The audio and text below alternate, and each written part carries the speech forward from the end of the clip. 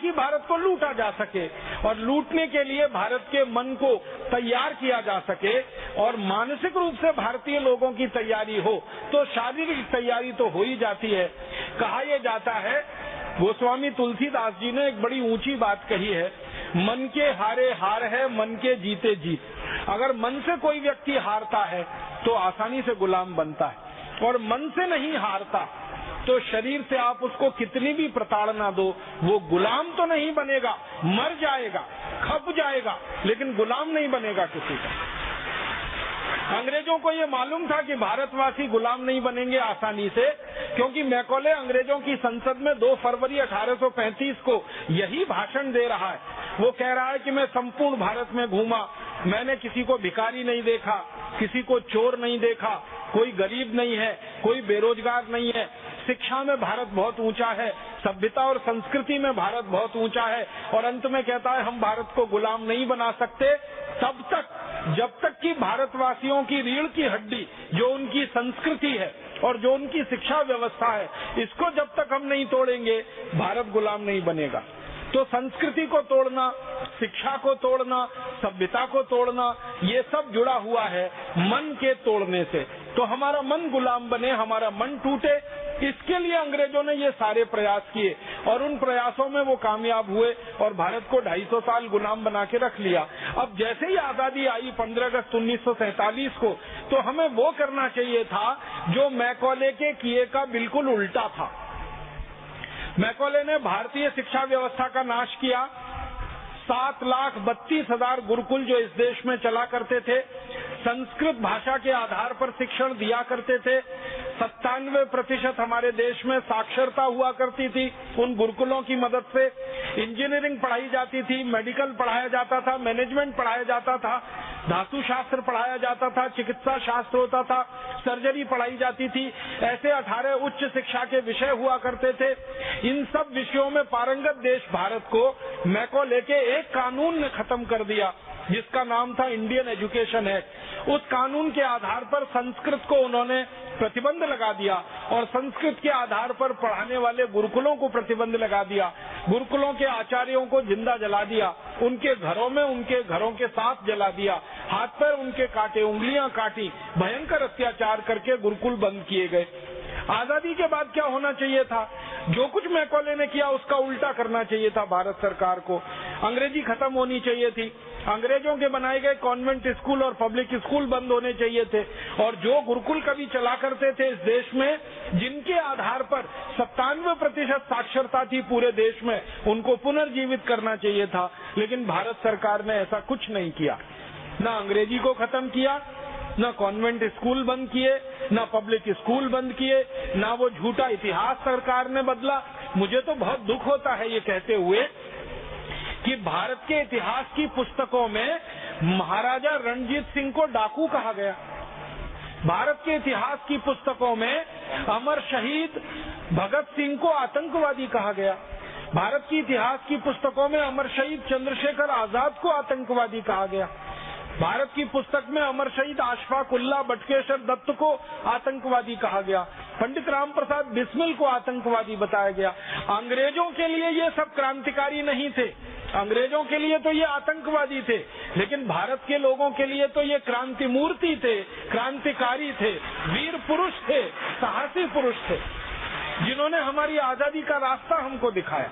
तो हमारे लिए तो वो वीर पुरुष हैं, हमारे लिए तो अनुकरणीय है, उनको हम आदर्श मानते हैं। लेकिन आजादी के बाद की किताबों में अभी भी उनके लिए आतंकवादी शब्द आता है। बहुत दुख होता है। और उससे भी बड़ा दुख होता है कि भारत की सत्ता व्यवस्था में शीर्ष स्थानों पर बैठने वाले मुख्यमंत्री और मुख्यमंत्री स्तर के नेता अमर शहीद चंद्रशेखर आजाद को अभी भी आतंकवादी कहते हैं, और कहते ही नहीं है, मानते भी हैं। और मुझे उससे बड़ा अफसोस है कि जो अमर शहीद चंद्रशेखर आजाद को आतंकवादी कहे, वो किसी देश का, किसी प्रदेश का मुख्यमंत्री बनकर रहे। इससे बड़ी विडंबना इस देश में कुछ नहीं हो सकती। हमें तो ये होना चाहिए कि अमर शहीद चंद्रशेखर आजाद को आतंकवादी कहने वाले का हर तरह से नामो निशान मिट जाए, ऐसा इस देश में प्रयास होना चाहिए, ऐसा अभियान चलना चाहिए, बनिस्बत इसके कि अमर शहीद चंद्रशेखर आजाद को आतंकवादी कहकर गाली देने वाला मुख्यमंत्री बन जाए किसी राज्य का और मुख्यमंत्री बनकर लूट करे पूरे राज्य के संसाधनों की। शर्म है, अफसोस है इन सब विषयों पे। तो हुआ ये है इस देश में कि आजादी भौतिक रूप से हमको मिल गई, अंग्रेज हमारे यहाँ से चले गए, लेकिन अंग्रेजों के बच्चे इसी देश में छोड़ गए। मैकॉले मर गया, लेकिन मैकॉले के मानस पुत्र इस देश में अभी भी जिंदा हैं, जिनको हम काला अंग्रेज कह सकते हैं। उन्होंने जब से आजादी के बाद इस देश की व्यवस्था को संभाला, सरकार को अपने हाथों में लिया, अंग्रेजों का बनाया हुआ और अंग्रेजों का बिगाड़ा हुआ कुछ भी इस देश में उन्होंने दुरुस्त नहीं किया। हमारे देश में भाषा अंग्रेजी है, भूषा अंग्रेजी है, भोजन अंग्रेजी है, भजन अंग्रेजी है, भेषज अंग्रेजी है, कानून अंग्रेजी है, कृषि व्यवस्था अंग्रेजी है, अर्थव्यवस्था अंग्रेजी है, चिकित्सा व्यवस्था अंग्रेजी है। हर स्तर पर अंग्रेजियत अंग्रेजियत अंग्रेजियत छाई हुई है। एक दो उदाहरण से मैं मेरी बात और से स्पष्ट करता हूँ। अंग्रेज गए तो जाने के समय उन्होंने 34,735 कानून इस देश में छोड़े, जो उन्होंने कभी भारत को गुलाम बनाने के लिए बनाए थे। अंग्रेजों का एक तरीका था कि भारत को गुलाम बनाना है तो एक तरीका तो ये है कि सीधे मारो पीटो और लूटो और उनको गुलाम बना के रखो ताकत से। एक तरीका ये है कि मारना पीटना और लूटना हर समय संभव नहीं होता तो कानून बनाकर गुलाम बना के रखो। तो अंग्रेजों ने शुरू के 100 साल तक तो यही किया कि मारा पीटा भारतवासियों को और सीधे उनकी लूटपाट की और डरा के धमका के गुलाम बना के रखा। लेकिन 100 साल से ज्यादा इस काम को वो चला नहीं पाए, तो फिर उन्होंने दूसरा रास्ता निकाला कि कानून बना के भारतवासियों को लूटो पीटो मारो और इनको कब्जे में करके रखो। तो कानून बनाए उन्होंने, और जो कानून बनाए वो सबके सब कानून आजादी के 63 साल के बाद भी चल रहे हैं। मैं उदाहरण से बताता हूँ। अंग्रेजों ने एक कानून बनाया भारत के क्रांतिकारियों पर अत्याचार करने के लिए, मारने के लिए, पीटने के लिए, क्रांतिकारियों को दबा कर रखने के लिए, और उस कानून का नाम रखा उन्होंने इंडियन पुलिस एक्ट, भारतीय पुलिस अधिनियम। अब कानून में लिखा है इंडियन, लेकिन उसमें भारतीय कुछ नहीं है, वो सब इंग्लिश है, अंग्रेजियत वाला कानून है। अंग्रेजों ने दुनिया के जिन जिन देशों को गुलाम बनाया, जैसे आयरलैंड को गुलाम बनाया, जैसे स्कॉटलैंड को गुलाम बनाया, जैसे न्यू साउथ वेल्स को गुलाम बनाया, अफ्रीका को गुलाम बनाया, इंडोनेशिया मलेशिया को गुलाम बनाया, चीन को बनाया, जापान को बनाया, दुनिया के 51 देशों को अंग्रेजों ने सीधे गुलाम बनाया। तो जिन जिन देशों को गुलाम बनाया वहाँ के नागरिकों पर अत्याचार करने के लिए उन्होंने पुलिस बनाई और उस पुलिस के कानून बनाए। वही उन्होंने भारत में किया। सन 1860 में इंडियन पुलिस एक्ट नाम का एक कानून बना दिया। इस कानून को बनाने का जो इतिहास था वो 2-3 वाक्यों में मैं कहना चाहूंगा। 1857 में क्रांति हो गई पूरे भारत में, आप सभी जानते हैं, और अंग्रेजों के खिलाफ इतनी बड़ी क्रांति कभी हुई नहीं थी इस देश में। भारत में 350 स्थानों पर अंग्रेजी सरकार को क्रांतिकारियों ने उखाड़ के फेंक दिया। 350 जिले थे भारत के जो अंग्रेजों की गुलामी से आजाद हो गए। झांसी आजाद हुआ, सतारा आजाद हुआ, पुणे आजाद हुआ, मुंबई आजाद हुआ, ऐसे 350 जिले भारत के आजाद हो गए। और इस क्रांति की लड़ाई में 1857 में 3,64,000 अंग्रेज मारे गए और भारतवासियों ने उनको गर्दन काट के मारा था। ऐसे नहीं मारा था, तलवारों से काटा, हथियों से काटा, गणासों से काटा, कुल्हाड़ी से काटा, क्योंकि भारतवासी इतने गुस्से में थे 1857 में अंग्रेजों के खिलाफ कि वैसे तो भारतवासी चींटी को मारना भी पाप समझते हैं, चींटी को मारना भी हिंसा समझते हैं, लेकिन उन भारतवासियों में इतना गुस्सा था, इतना क्रोध था कि उन्होंने अंग्रेजों को गर्दन से काट दिया। और महिलाओं ने ये काम किए थे, खाली पुरुषों ने नहीं किए थे।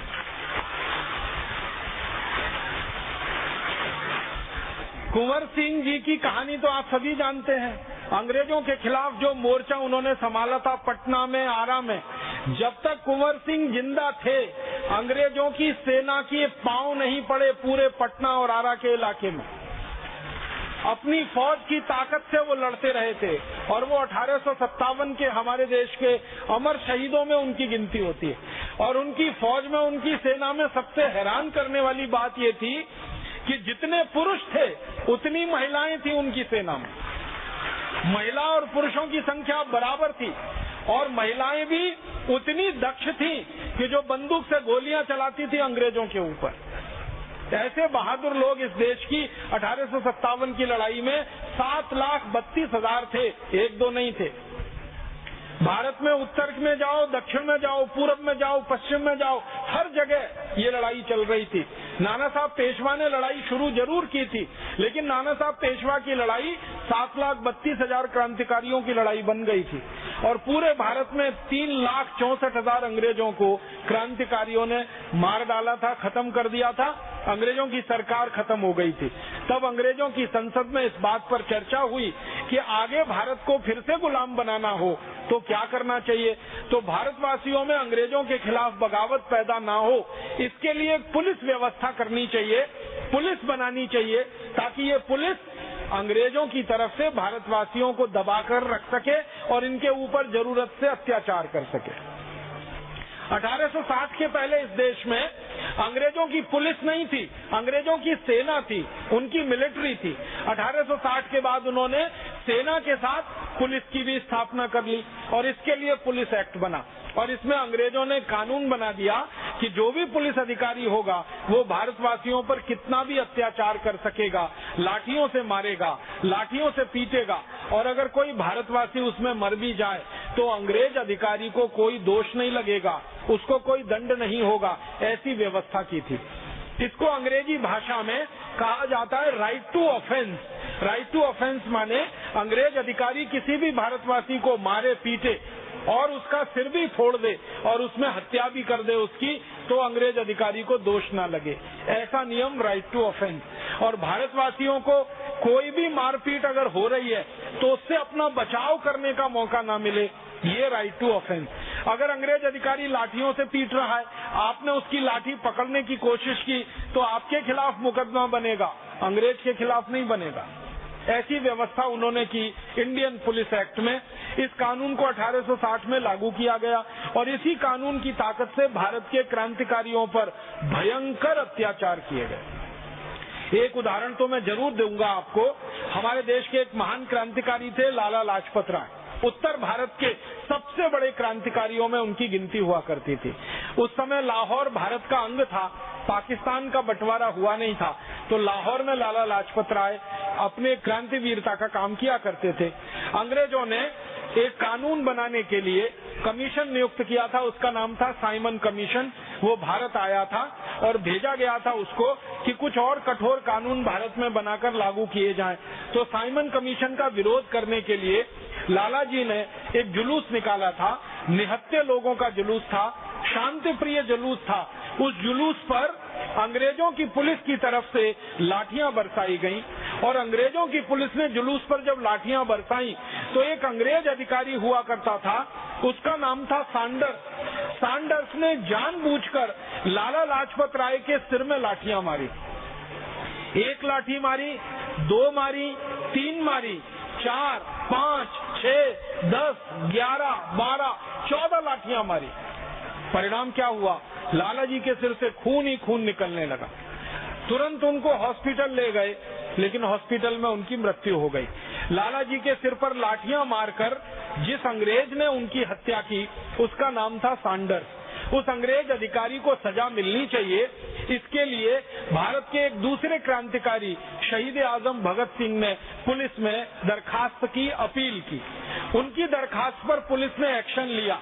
बाद में अदालत में ये मामला गया और अदालत ने ये कहकर सैंडर्स को बाइज्जत बरी कर दिया कि लाला जी के ऊपर जो लाठीचार्ज हुआ है वो कानून के हिसाब से हुआ है, उसमें सैंडर्स की कोई गलती नहीं है। शहीद आजम भगत सिंह ने बहस की इस विषय में, तो उनका तर्क ये था कि लाठी मारने का नियम है कि कमर के नीचे के हिस्से में लाठी मारी जाती है, सिर पे लाठी नहीं मार सकते आप।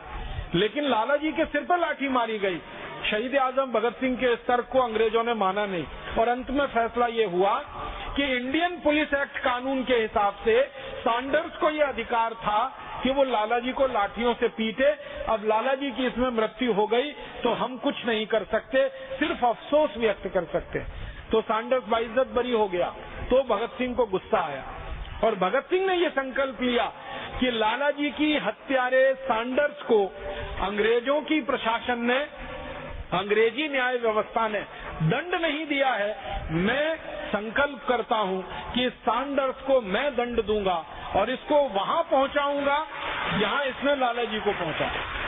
और आप जानते हैं, अपने इसी संकल्प को पूरा करने के लिए शहीद आजम भगत सिंह ने सैंडर्स को गोली से मारा था और अंत में सैंडर्स को गोली से मारकर भगत सिंह गिरफ्तार हुए थे और भगत सिंह को फांसी की सजा हुई थी।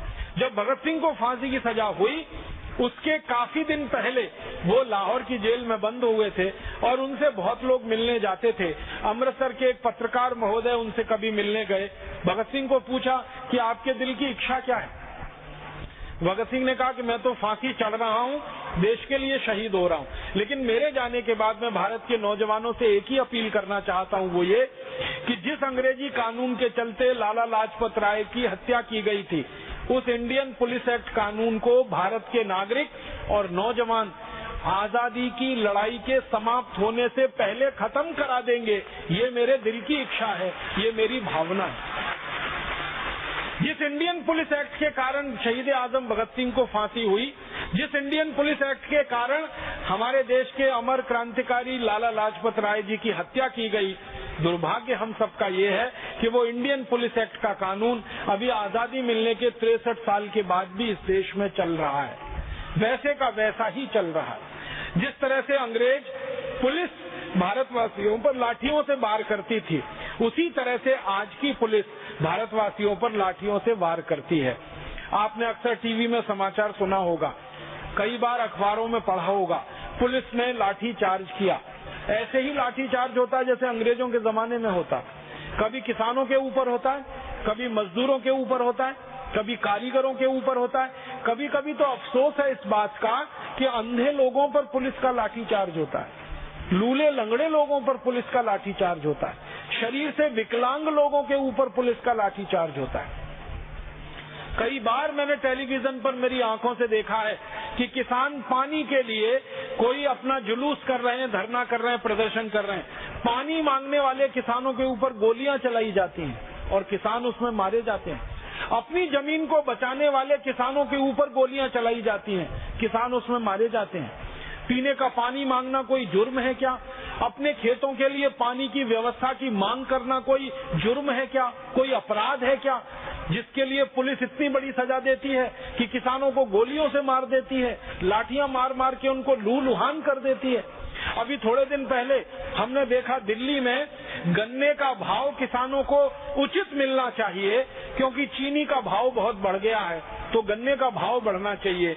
चीनी अभी 40 रुपए किलो बिक रही है, 13 रुपए किलो की चीनी 40 रुपए किलो हो गई। तो किसानों ने कहा कि हमारा 125 रुपए क्विंटल का गन्ना 280 रुपए क्विंटल खरीदा जाना चाहिए। इसके लिए दिल्ली में एक धरना हुआ, प्रदर्शन हुआ। पुलिस ने लाठियां मार मार के किसानों की कमर तोड़ दी, उनके हाथ पैर तोड़ दिए। पता नहीं कितने किसानों को हड्डियां टूटी हैं, कितनों को प्लास्टर चढ़े। ऐसा हमेशा होता रहता है। कारण क्या है? पुलिस के पास वही हथियार है जो अंग्रेजों की पुलिस के पास था, और उस हथियार का नाम है इंडियन पुलिस एक्ट। उसी के आधार पर पुलिस आज भी अत्याचार करती है और निर्दोष नागरिकों को मारती है, पीटती है, उनको लहूलुहान करती है। बंगाल में एक छोटा सा गांव है नंदीग्राम। नंदीग्राम की कहानी आप सबको मालूम है। जबरदस्ती किसानों से जमीन छीनकर विदेशी कंपनियों को बेचने वाली वहां की सरकार के खिलाफ किसानों ने एक मोर्चा खोला था।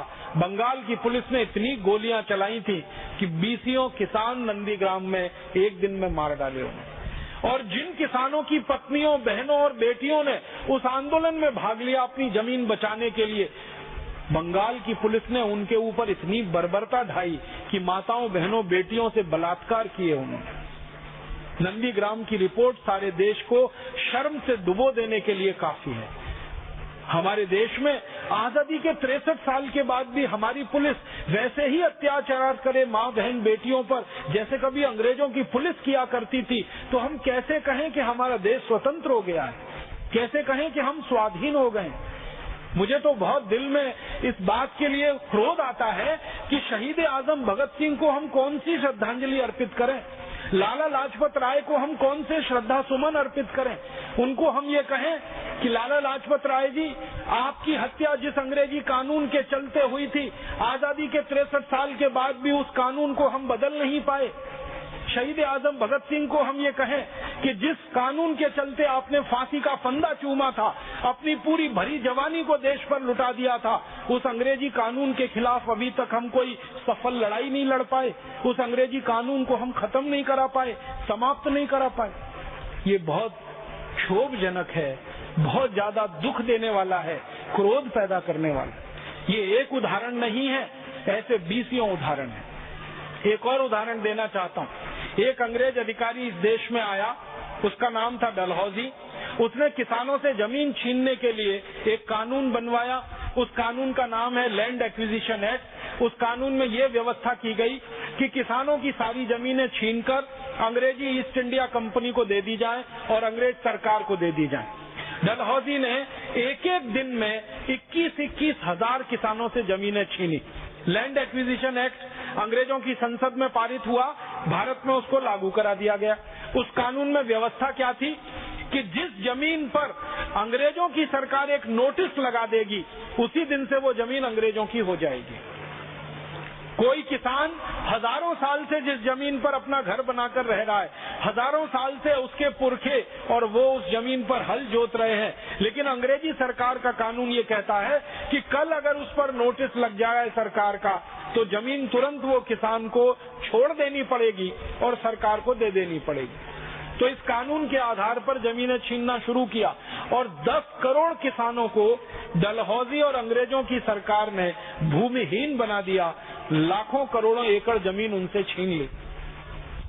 मुझे ये कहते हुए बहुत अफसोस होता है, 50 लाख एकड़ से ज्यादा जमीन किसानों से छीनी गई इस कानून के हिसाब से। भूमिहीन बना दिया किसानों को, और किसानों ने इस जमीन के छीनने वाले कानून के खिलाफ इतना संघर्ष किया है इस देश में, शायद ही किसी दूसरी कौम ने कोई किया होगा।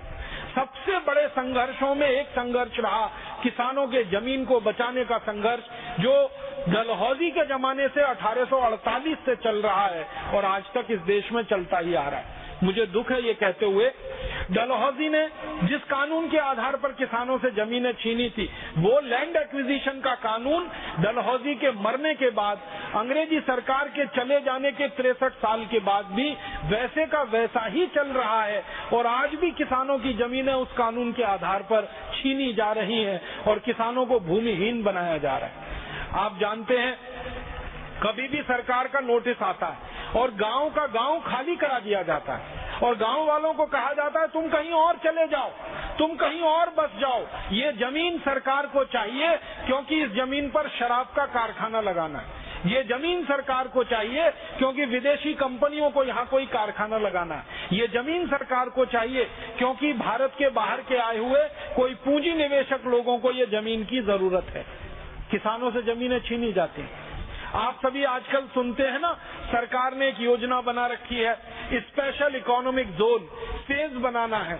हजारों एकड़ जमीनें छीनी जा रही हैं, लाखों एकड़ जमीनें किसानों से छीनी जा रही हैं। कानून वही है जो अंग्रेजों के जमाने में था, लैंड एक्विजिशन एक्ट। बस अंतर इतना है कि पहले गोरे अंग्रेजों के द्वारा वो कानून इस देश में चलाया गया, अब उसी कानून को काले अंग्रेज चला रहे हैं और लाखों लाखों करोड़ों किसानों को भूमिहीन बना रहे हैं। अगर हमारे देश में डलहौजी किसानों से जमीनें छीनता था और आजादी के 63 साल के बाद भी किसानों से जमीनें छिन रही हैं, तो हम कैसे कहें कि देश आजाद हो गया, देश स्वतंत्र हो गया या देश स्वाधीन हो गया? और ऐसे 20 नहीं, सैकड़ों नहीं, हजारों कानून है।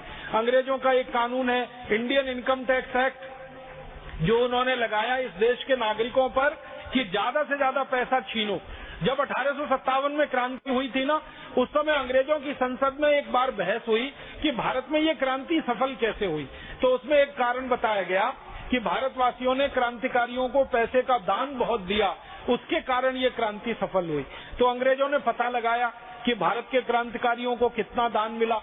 तो 1857 की क्रांति में अंग्रेजों के आंकड़ों के अनुसार भारतीय क्रांतिवीरों को 480 करोड़ रुपए का दान मिला था उस समय। आप पूछेंगे ये 480 करोड़ रुपए होता कितना है? इस 480 करोड़ रुपए में 300 का और गुणा कर लो तो आज के रुपए के बराबर ये होता है। 480 करोड़ में 300 का और गुणा कर लो तो 2009 के रुपए के बराबर ये होता है, क्योंकि 1857 के रुपए की कीमत 2009 के 300 रुपए के बराबर है लगभग। तो इतना बड़ा धन क्रांतिकारियों को दान में मिला, तो अंग्रेजों की संसद की आंखें फटी रह गई कि भारतवासियों के पास इसका माने दान करने के लिए पैसा है, तो भारतवासी आगे भी क्रांतिकारियों को दान करेंगे। तो अंग्रेजों की संसद ने फैसला लिया कि जितना भी पैसा भारतवासियों के पास है ये सब छीन लो उनके हाथ से, ताकि दोबारा ये क्रांतिवीरों को दान न कर सके और दूसरी कोई क्रांति भारत में न हो सके। उसके लिए अंग्रेजों ने कानून बना दिया, उसका नाम रख दिया इंडियन इनकम टैक्स एक्ट। माने भारतवासियों की जो आमदनी है उस आमदनी के ऊपर टैक्स। भारत के इतिहास में हजारों वर्ष में कोई एक राजा ऐसा नहीं हुआ जिसने आमदनी पर टैक्स लगाया। कभी भी किसी राजा ने आमदनी पर टैक्स नहीं लगाया। मुस्लिम राजाओं ने भी कभी भारतवासियों की आमदनी पर टैक्स नहीं लगाया। एक सबसे खराब मुस्लिम राजा जिसका जिक्र हम करते हैं, औरंगजेब, उसने जजिया कर लगाया था। जजिया कर का मतलब होता है गृह कर, हाउस टैक्स, घर के ऊपर लगाया जाने वाला कर। तो औरंगजेब ने घर के ऊपर कर लगाया था, आमदनी पे उसने भी नहीं लगाया। लेकिन अंग्रेजों ने भारत के लोगों की आमदनी पे कर लगाया, और वो भी कर कितना लगाया? 97%। माने 100 रुपए की आमदनी किसी भारतवासी को हो तो 97 रुपए अंग्रेजों को देना पड़े, 3 रुपए सिर्फ उसके पास बचे। ऐसी व्यवस्था अंग्रेजों ने बनाई। सारा पैसा भारतवासियों से लूट लेना ताकि भारतवासियों के हाथ में कुछ न बचे तो वो क्रांतिकारियों को दान न दे सके। इसके लिए इनकम टैक्स का कानून आया इस देश में।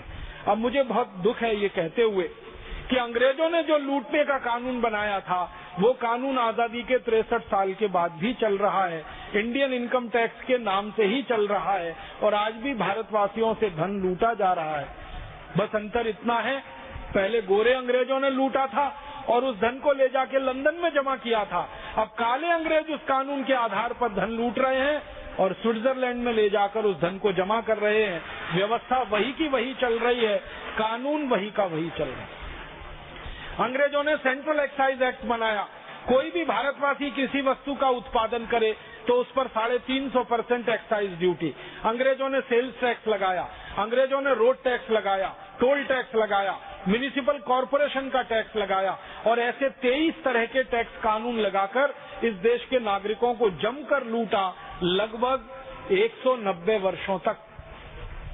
अब अंग्रेजों ने ये सब कानून बनाए थे भारत को लूटने के लिए, तो आजादी के बाद होना ये चाहिए था कि ये सारे कानून खत्म किए जाएं, इनकम टैक्स खत्म किया जाए, सेंट्रल एक्साइज खत्म किया जाए, रोड टैक्स, टोल टैक्स खत्म किया जाए, म्युनिसिपल कॉरपोरेशन का टैक्स खत्म किया जाए। तो होना तो ये चाहिए था कि अंग्रेजों के लगाए गए 23 तरह के टैक्स खत्म किए जाएं, लेकिन हमारे काले अंग्रेजों ने इसका उल्टा किया। अंग्रेजों के जाने के 63 साल के बाद काले अंग्रेजों ने अब इस देश पर 64 तरह के टैक्स लगा रखे हैं और देश को लूट रहे हैं। अंग्रेजों ने भी जितना नहीं लूटा होगा उससे कई गुना ज्यादा काले अंग्रेज, भ्रष्टाचारी नेता और भ्रष्टाचारी अधिकारी इस देश को लूट रहे हैं, और इसी लूट के दम पर 100 लाख करोड़ रुपए से ज्यादा इन्होंने विदेशी बैंकों में जमा करके रखा हुआ है, जिसको वापस लाने का संकल्प भारत स्वाभिमान अभियान ने किया हुआ है। दुख और अफसोस इसी का है कि व्यवस्था वही चल रही है, कानून वही चल रहे हैं। अब लैंड एक्विजिशन एक्ट वही है, टैक्स के कानून वही है, शिक्षा का कानून वही है, जंगल का एक कानून अंग्रेजों ने बनाया था, इंडियन फॉरेस्ट एक्ट। इसमें क्या किया गया, पहले हमारे देश में जंगल ग्राम सभा की संपत्ति होते थे। अंग्रेजों ने कानून बनाकर अंग्रेजी सरकार की संपत्ति बना दिया जंगलों को। परिणाम क्या हुआ, अंग्रेजी सरकार ने जंगल कटवाना शुरू किए और वो कटते कटते जंगल आज इस देश में बहुत थोड़ी मात्रा में रह गए। आंकड़े बताते हैं, दस्तावेज बताते हैं कि भारत में जितने कुल जंगल थे उसमें से मात्र 33% जंगल अब बचे हैं। 67% जंगलों को काट काट के नाश मार दिया है। और अंग्रेजों ने सबसे पहले जंगल काटने के लिए एक विदेशी कंपनी को लाइसेंस दिया था। और वो कंपनी सिगरेट बनाती थी। सिगरेट बनाने के लिए कागज लगता है और उस कागज को बनाने के लिए लकड़ी लगती है। लकड़ी के लिए पेड़ लगता है। तो पेड़ों को सबसे पहले काटा गया इस देश